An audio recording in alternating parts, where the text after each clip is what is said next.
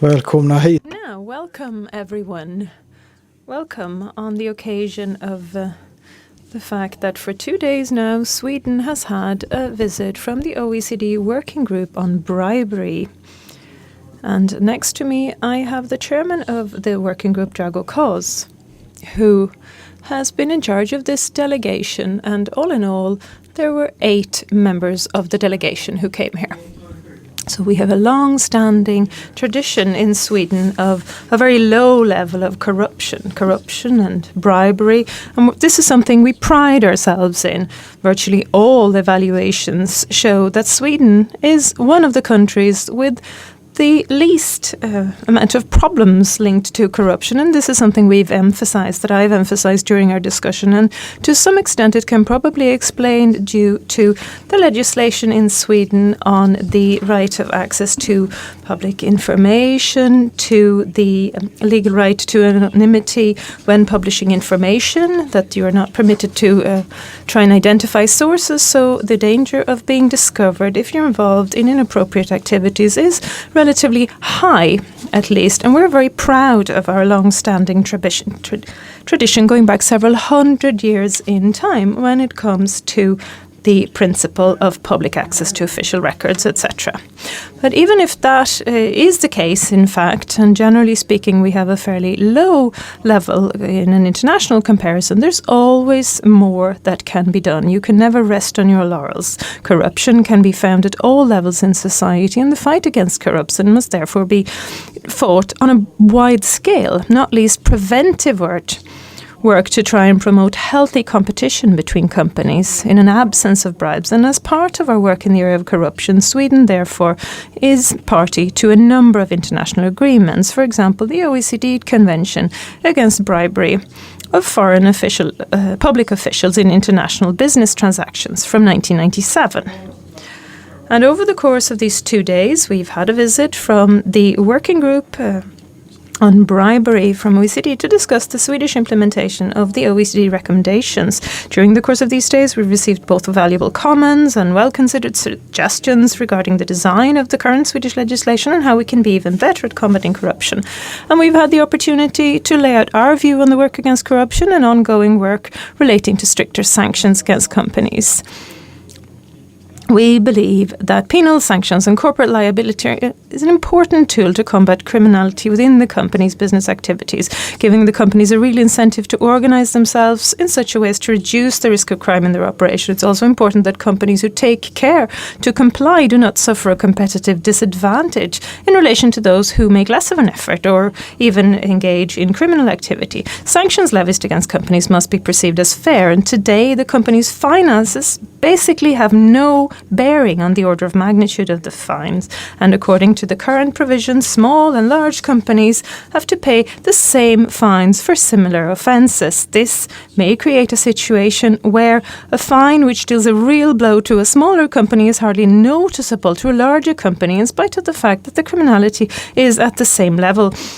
Just as serious, this is neither reasonable nor fair. Amounts of fine for larger corporations, as OECD points out, are also way too low according to current Swedish legislation. So in a draft bill adopted last week, the government now proposes to amend this by making the company's means of payment of within a company is relevant when determining the amount of fines in cases of particularly serious crime or aggravated crime. We also propose a significant increase from 10 million to 500 million kronor for serious offences committed in the activities of larger companies. So an increase by 50 times. Furthermore, the draft bill also proposes to grant Swedish courts extended jurisdiction regarding certain international crimes of bribery and a possibility of resolving to imposing a corporate fine through summary imposition of fine. And the proposals aim of ensuring that Sweden is complying with the recommendations from the OECD. And with those words, I'd like to give the floor to Drago Kos, who is the president of the working group, to hear more about the process which we are now in the midst of and how we can proceed. You have the floor. Well, thank you, Mr. Minister. So, Sweden is one of the most important members of the Working Group on Bribery, which is working under the auspices of the OECD. and not only because it is one of the least corrupt countries in the world, but also because the standards which are applied in Sweden, we are always using them and offering them to other countries which are still on the way together as a model to follow, because those standards really might help them in, let's say, fighting their corruption. However, no system is perfect, and that's why in 2012 we issued a report on Sweden with some recommendations, some of the recommendations also dealt with some loopholes in the legislation.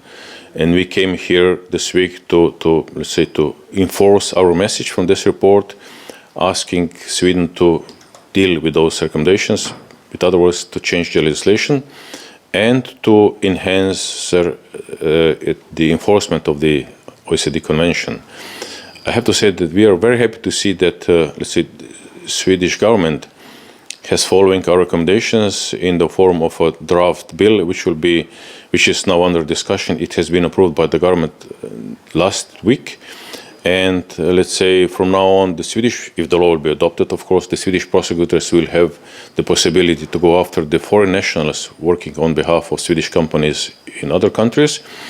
And the sanctions, which are now being increased, will satisfy the requirements of all international conventions on corruption, which are asking sanctions to be effective, proportionate, and dissuasive.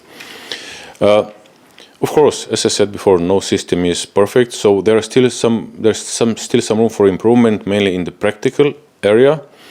But those are not improvements for which we would have to be in a hurry.